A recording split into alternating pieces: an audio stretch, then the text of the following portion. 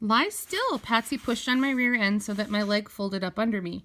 That reminded me, we were playing training, obviously. I knew about training. I did what a person said, and then came the treats. Treats, so exciting. I was thinking so much about the treats that I couldn't quite remember what Patsy had asked me to do. Lie, wasn't it? I was already sitting, so I was halfway there. I stretched my front legs out flat on the bed for 2 seconds, and then I bounced back up. There, I'd done lie. Treat now? No treat. Mona still didn't move.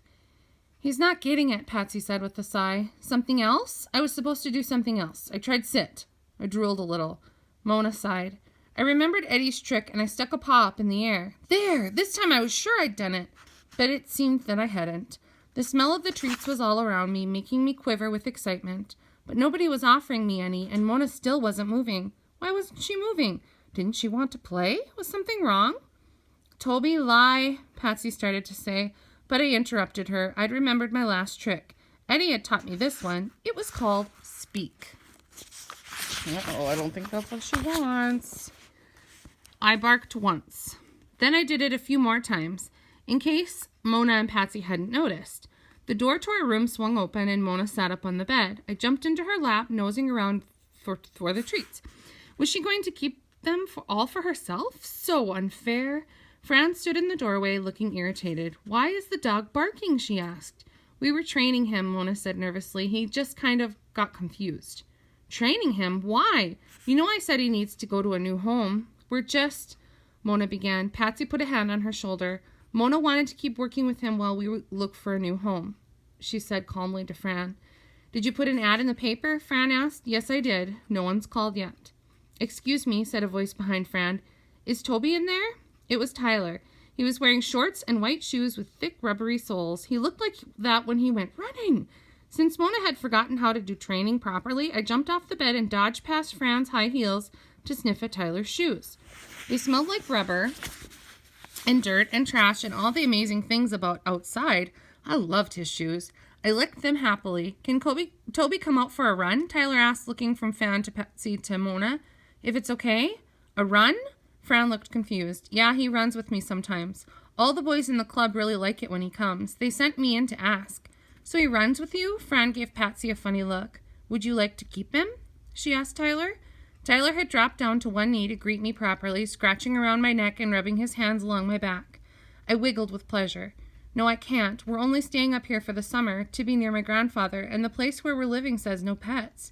He's a great dog, though. Someday I want one like him. Too bad.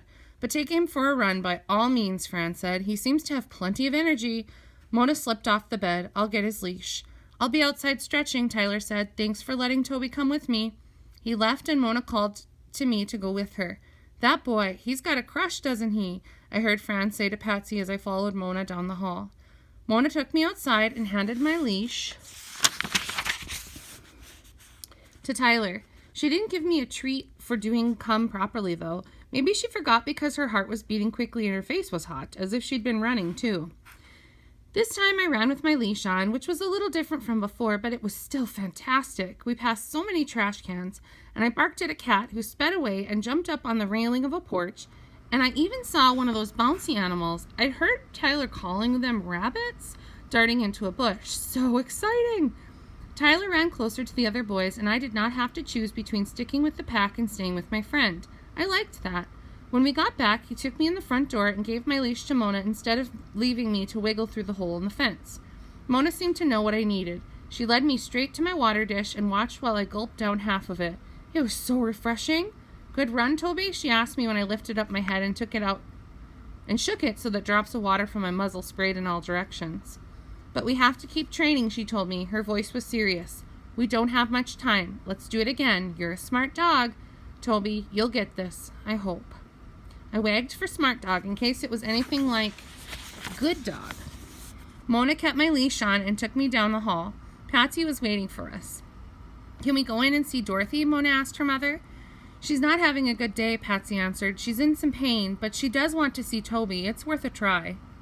They took me into a room, and my friend Dorothy was lying on a bed just as Mona had been earlier. Hi, Dorothy, Mona said. Do you want to see Toby?